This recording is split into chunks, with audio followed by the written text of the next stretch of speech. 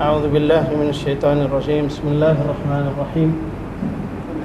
الحمد لله رب العالمين. اللهم لك الحمد كما ينبغي لجلال وجهك وعظيم سلطانك، جل ثناؤك وعز جارك وتبارك اسمك ولا إله غيرك. اللهم لك الحمد ربي حتى ترضى، ولك الحمد إذا رضيت، ولك الحمد بعد الرضا، تباركت ربنا وتعاليت. اللهم صل صلاة كاملة وسلم سلاما تاما على سيدنا محمد الذي تنحل به العقد وتنفرج به الكرب وتقضى به الحوائج وتنال به الرغائب وحسن الخواتيم، ويستسقى الغمام بوجهه الكريم وعلى آله وصحبه في كل لمحة ونفس بعدد كل معلوم لك.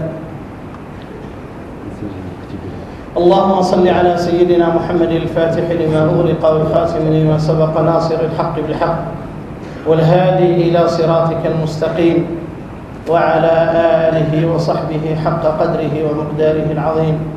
رب اشرح لي صدري ويسر لي أمري واحلل عقدة من لساني يفقهوا قولي. ربنا تقبل منا إنك أنت السميع العليم، وتب علينا إنك أنت التواب الكريم، وجد علينا إنك أنت الجواد الكريم. السلام عليكم ورحمة الله تعالى وبركاته. وعليكم السلام ورحمة الله وبركاته.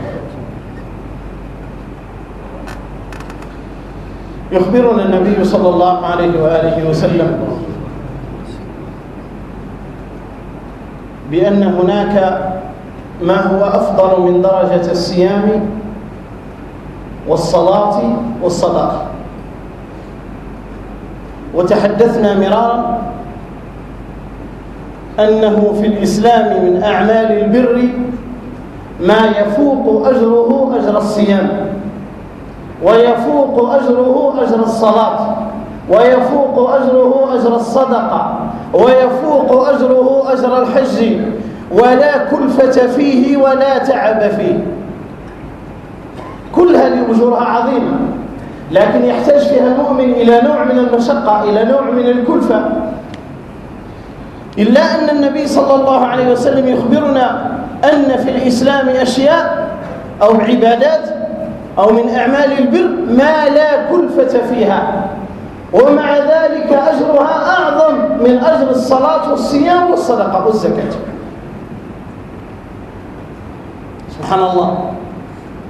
والنبي صلى الله عليه وسلم في أصحابه يقول لهم: ألا أخبركم بأفضل من درجة الصيام والصلاة والصدقة؟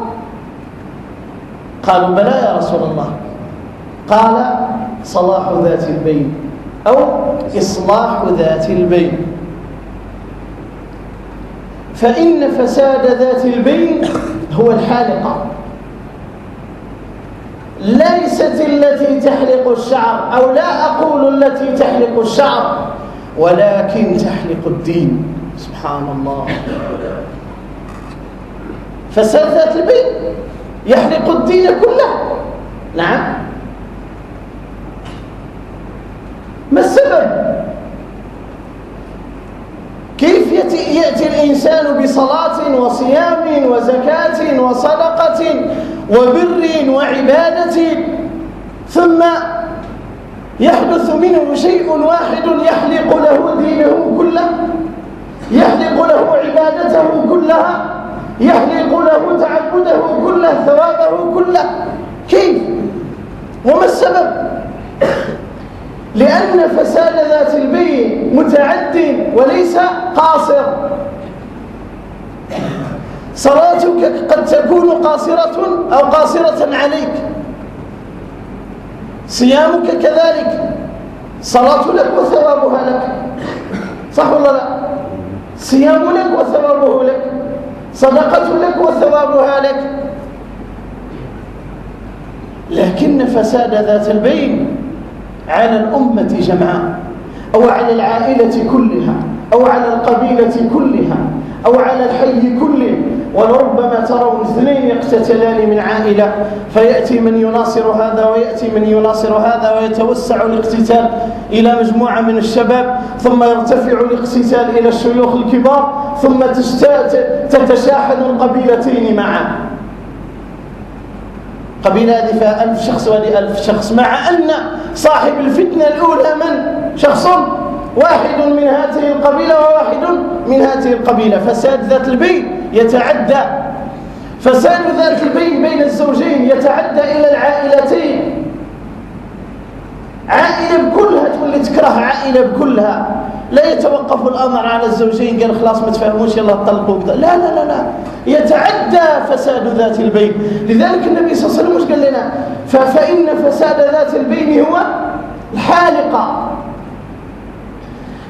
فساد ذات البين السوريون دفعوا إلى الآن أكثر من 100,000 قتيل بسبب فساد ذات البين. قس عليهم اليمنيين أو اليمنيون، وقس عليهم ليبيا، وقس عليهم أكثر دول الإسلام. ما السبب في ذلك؟ فساد ذات البين. في بداية الأمر تبدأ بشخصين ثم تتدخل الأطراف. علاش؟ لأن كل طرف ينتظر الفرصة، كل واحد عنده غاية وكل واحد عنده هدف يريد أن يهدم. ما كانش بناء. السيف إذا وضع في الأمة يكذب. من يقول أنا أريد أن أحمل السيف من أجل أن أصلح، يقول لك من أراد أن يصلح فليضع السيف وليحمل يحمل العلم أولا ليصلح به بين الناس.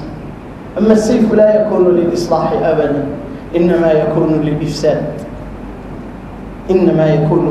فقط. أفضل من درجة الصيام، وأفضل من درجة الصدقة، وأفضل من درجة الصلاة إصلاح ذات البين، إصلاح بين اثنين. لذلك المولى سبحانه وتعالى في القرآن الكريم وش يقول لنا؟ كلكم أنتم المؤمنين على وجه الأرض، كل المؤمنين في الكرة الأرضية، لا خير في كثير من نجواهم إلا من أمر بصدقة زيد، أو معروف زيد، أو إصلاح بين الناس، ومن يفعل ذلك ابتغاء مرضات الله فسوف نؤتيه أجرا عظيما. كم مقدار هذا الأجر العظيم عند الله سبحانه وتعالى؟ الله أعلم. شوف سبحان الله، أحيانا المولى سبحانه وتعالى يعبر لنا بالكبير، الأجر الكبير، وأحيانا يعبر لنا بالأجر العظيم. ما الفرق بينهما؟ الكبير يمكن تصوره. أنا صليت في واحد الجامع كبير، تمام؟ الكبير يمكن تصوره، لكن العظيم لا يمكن تصوره ولا يخطر لك على بال. عفوا، أقول لك صليت في مسجد عظيم، تقول لي في ماذا تتمثل عظمته؟ هل هي في حجمه أو في زينته أو في مشيائه أو في مكوناته؟ تحتاج مني تفسير العظمة. لكن الكبر مباشرة يصرف الواش لحجم المسجد مباشرة. لذلك الكبر يمكن أن يتصور في العقل، لكن العظم لا يتصور. لذلك المولى سبحانه وتعالى ومن يفعل ذلك ابتغاء مرضات الله فسوف نؤتيه أجرا عظيما. لا خير في كثير من النجوى. من أراد أن يكون من صفوة الأمة ومن خيرية الأمة فليضع في باله هذا الأجر، أن يصلح بين اثنين، أن يصلح بين زوجين، أن يصلح بين قبيلتين، أن يصلح بين متشاحنين، أن يصلح بينه وبين أخيه، أن يصلح بينه وبين جاره، أن يصلح بين اسمك انت بالإصلاح. أنا والله ما دام ما جاني وما قال لي يوم والله ماني طالب فيه ولا محوس عليه، لا يا أخي هذه غلطة. ما هكذا الإسلام، وليس من الإسلام. عظمة الإسلام حقيقة تكمن في أن يذل الإنسان نفسه ويتواضع. لمن؟ للمؤمنين. في القرآن الكريم بسم الله الرحمن الرحيم إنما المؤمنون إخوة فأصلحوا بما كانت أخوتهم، فأصلحوا بين أخويكم. بما كانت أخوتهم؟ باش باللون، بالعرق، بالقبيلة، بالبلدة، بالولاية، بالدولة؟ أبدا. إنما المؤمنون إخوة. ما الذي آخى بينهم؟ الإيمان، لأن الإيمان ألغى جميع الفروقات، لا فروقات الجهة ولا الناحية ولا شرق ولا غرب ولا شمال ولا جنوب ولا أبيض ولا أسود ولا أحمر ولا من قبيلة كذا وكذا، أبدا. كلهم جمعهم الإيمان. صدقوني، من لا يجمعه الإيمان مع إخوته فلا إيمان له. أنا مني قاعد مع هذاك، هذاك الله عبيد، أنا مني قاعد مع هذاك، هذاك الله فلان، وأنا مني قاعد مع هذاك الله. فاعلم أن إيمانك في ضياع. والله إذا كنت تصنف الناس بهذا المنطق وتظن أن لك إيمان، فاعلم أن إيمانك في خطر. لأن الذي جمع سيدنا أبا بكر رضي الله عنه هو الذي جمع معه سيدنا بلال رضي الله عنه وأرضاه في مقام واحد. الخيرية في الأمة هذا شيء آخر، لكن الخيرية في الإيمان إنما هي على قدر إيمانك. إحنا لو كان الواحد فينا الحق إيمان وقد صبر سيدنا أبو بكر ضمن الجنة. إني سمعت خشخشة قدميك في الجنة. فبما سبقتنا يا بلال؟ فبما سبقتنا يا بلال؟ وما يقصد سبق النبي صلى الله عليه وسلم، وإنما سبق الصحابة رضي الله عنهم. فبما سبقتنا يا بلال؟ فمن لم يبلغه إيمانه أو يبلغ به إيمانه أن يجمع بين الناس في كفة واحدة بسبب الإيمان فلا إيمان له. إنما المؤمنون إخوة فأصلحوا بينهم. سبحان الله. لا والله ما عندي مبلغ خلني فيه، الله يسهل عليهم بينه وبين صاحبه يتهادوا. لا، إذا وجدت فرصة للإصلاح فاسعى، لأن أجر الإصلاح لا يعلمه إلا الله سبحانه وتعالى. نعم، تقول لي لا أجد فرصة للإصلاح بينهما أو لا أستطيع أنا أن أصلح بينهما. معليش، سيدنا عبد الله بن عباس رضي الله عنه لما علم من زوج بريرة هذه كان يحبها زوجها إلى درجة الجنون، وكان لما اختلفت معه وطلبت منه يعني الفراق، الراوي تاع الحديث وش يقول؟ وكان زوجها يمشي في المدينة ويبكي وقد حن الناس وأشفقوا عليه. ماشي في الشارع ويبكي زوجها من قوة محبته لها. فسيدنا عبد الله بن عباس رضي الله عنه حن قلبه وذهب للنبي صلى الله عليه وسلم ويقول له: يا رسول الله، إن زوج بريدة كذا وكذا، لعلك أن تصلح بينهما. سيدنا عبد الله بن عباس يتوسط، وربما ما يقدر، ولكن يتوسط عند النبي صلى الله عليه وسلم: لعلك أن تصلح بينهما. عيط النبي صلى الله عليه وسلم البريرة، قال لها: لعلك ترجعين لزوجك. قالت: لا.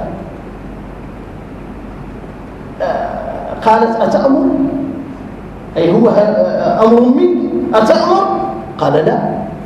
قالت: إذن لا أريد أن أرجع إليه. إصلاح ذات البين المولى سبحانه وتعالى وضحه لنا قاعدة جلية فيما يكون بين الزوجين: وإن امرأة خافت من بعلها نشوزا أو إعراضا فلا جناح عليهما أن يصالحا بينهما صلحا والصلح خير، أي والصلح خير من الطلاق. في الآية الأخرى: وإن خفتم شقاق بينهما فابعثوا حكما من أهله وحكما من أهلها إن يريدا إصلاحا يوفق الله بينهما. إن يريدا إصلاحا يوفق الله بينهما. كيف في شروط: وإن خفتم شقاق بينهما فابعثوا حكما من أهله وحكما. مش كل من جاي يتدخل، عمتها وخالتها وحنتها ومش عارف واش، وعمته وخالته ومش عارف وتنض حرب وتنض غبره ومش عارف كذا.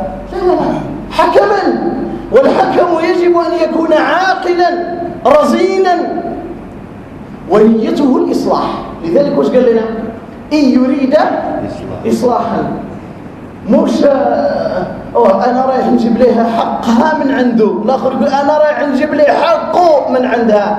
ما تجيبش الحق، وإنما اسعى لأن يضع هذا شيئا من حقه وهذا شيء من حقه ثم يجتمعا مع بعضهما. أما من دخل بنية أنا بغي نجيب لي حقه لن يكون هناك إصلاح. لذلك وش قال لنا مولانا سبحانه وتعالى؟ إن يريد إصلاحا وش يدير؟ يوفق الله بينهما. إذا كان ما مبغيش الإصلاح والله ما يوفق ربي سبحانه عز وجل. وإن رجعا لبعضهما فإنهما لن يبقى على ذلك طويلا. ما تسمح منه غبرة ثانية وعاود التفرق. حكما من أهله وحكما من أهلها، لا أن يشاع الخبر في العائلة كلها ثم تتدخل جميع الأطراف أبدا. وتأكد أن كل سر، خذها قاعدة، كل سر أخرجته من بيتك هناك من ينتظر الفرصة ليتلقفه ويشيعه بين الناس لغرض الإفساد، مش غرض الإصلاح، لغرض الإفساد. لأن من كان نيته الإصلاح يصلح، يسعى مباشرة، وإنما لغرض الإفساد. لما المولى سبحانه وتعالى أخبرنا عن طائفتين من المؤمنين اقتتلوا، سبحان الله، الآية عجيبة، قاعدة عجيبة فيها: وإن طائفتان من المؤمنين اقتتلوا، سقموا الصفوف بارك الله فيكم وملأوا الفراغات. هذا هو السبب اللي يخلي واحد جاي من اللور على 1:30 يجي يدق في وسط الصفوف ويدخل قدام. ملأوا الفراغات بارك الله فيكم.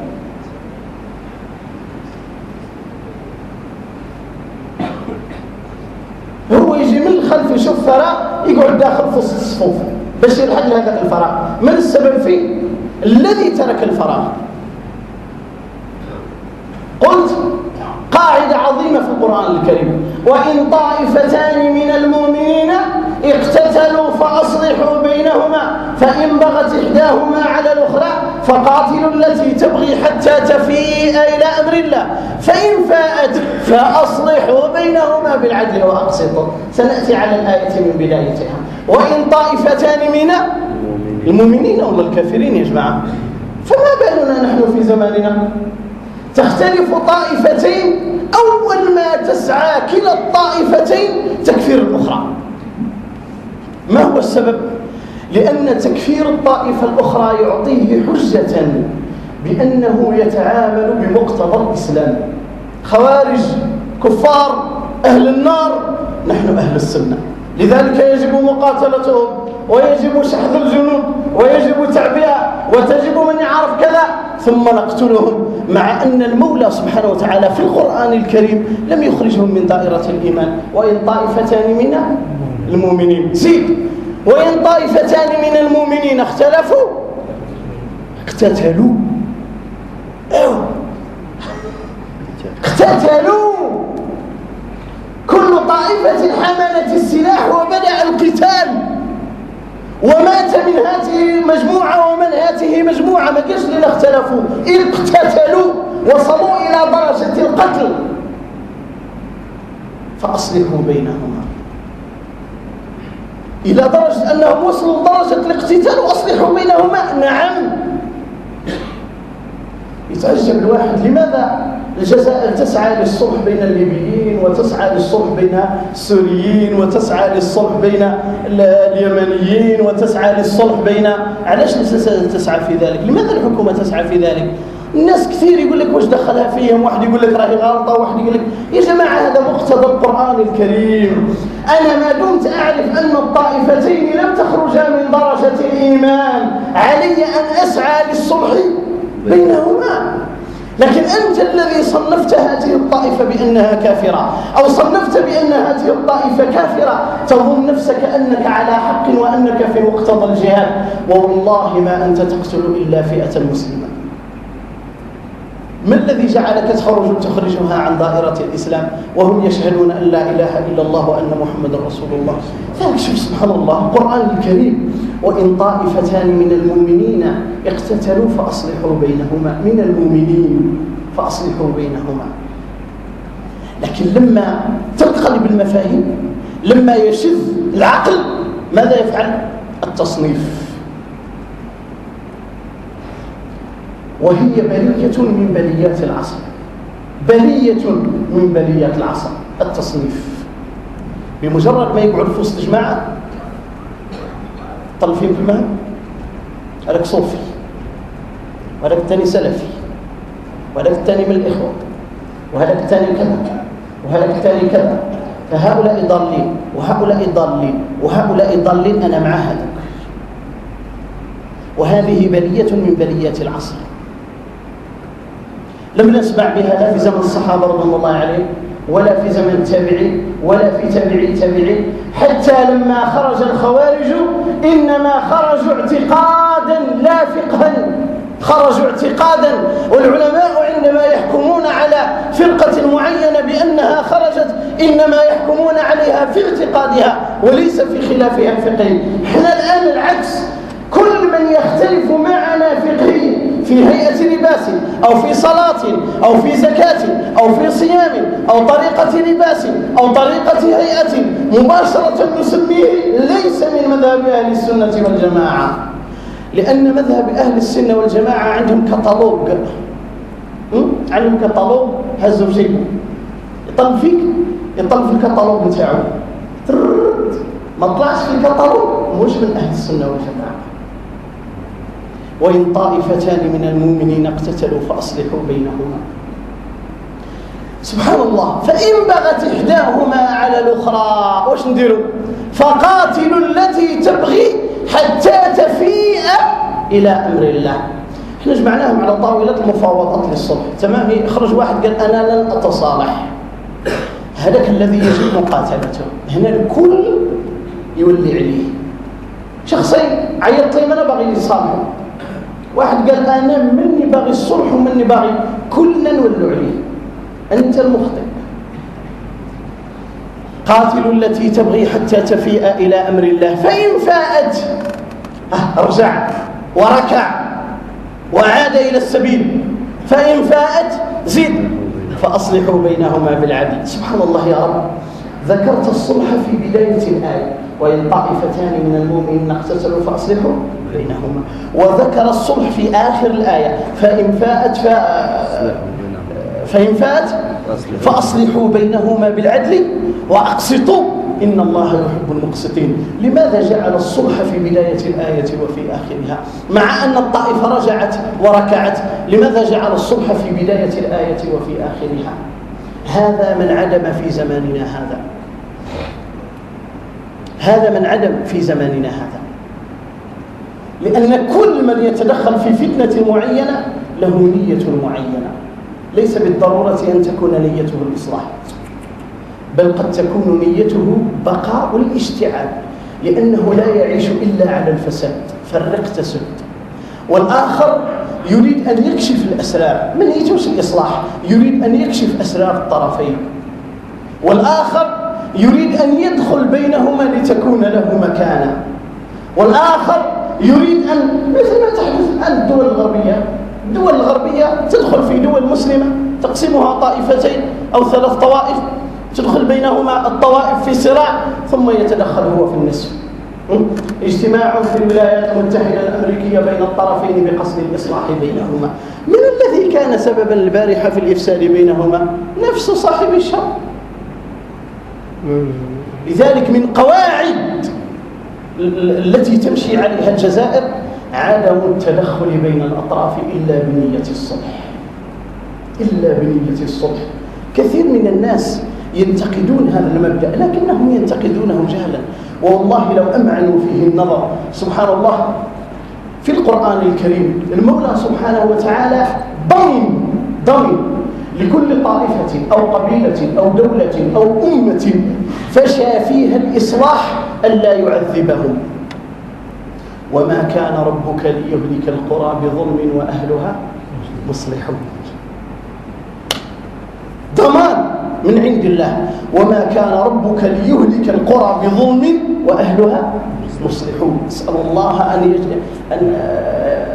يبقي الستر على بلادنا، كما نحن نسعى في الإصلاح بين الدول، كما نحن نسعى للإصلاح بين الطوائف، كما نحن نسعى للإصلاح بين الناس، نسأل الله أن يصلح فيما بيننا، مع أنه مرت علينا 10 سنوات ما جاءنا من سعى في الإصلاح بيننا، بل بالعكس سعى لتكفير كل طائفة من الطائفتين، ونجانا المولى سبحانه وتعالى بفضله ومنه وكرمه.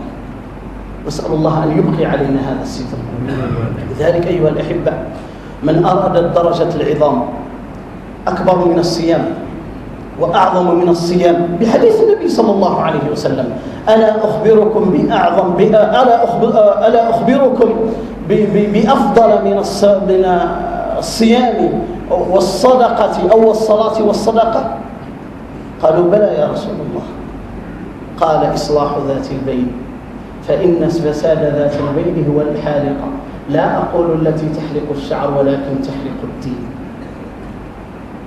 من أراد الدرجة العليا عند الله سبحانه وتعالى فليسعى لإصلاح بين الناس، وليسعى لجمع الناس على كلمة واحدة، وليسعى لجمع الناس على لا إله إلا الله محمد رسول الله، ولينفي هذه الفروقات التي بين الناس، يقينا في الله سبحانه وتعالى أنه يصلح ما بينه وبين نفسه ويصلح ما بينه وبين الله.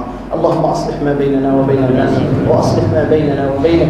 ربنا تقبل منا إنك أنت السميع العليم، وتب علينا إنك أنت الجواد الكريم، ومن علينا بمنك العظيم. يا رب نظرة رحمة لإخواننا في سوريا، ونظرة رحمة لإخواننا في ليبيا وبورما، ونظرة رحمة لإخواننا في فلسطين وفي كل دول الإسلام. اللهم من عليهم بفضلك، اللهم من عليهم برحمتك، اللهم من عليهم بعفوك. يا رب اجمعهم على كلمة واحدة، يا رب ردهم إلى الإسلام ردا جميلا. يا رب من أراد بالأمة شرا فاجعل شره في رأسه، ومن أراد بالأمة خيرا فوفقه لذلك، واحفظ بلادنا وبلاد المسلمين. يا رب احفظ جزائرنا من كل سوء يا أرحم الراحمين يا رب العالمين. سبحان ربك رب العزة عما يصفون، وسلام على المرسلين، والحمد لله رب العالمين.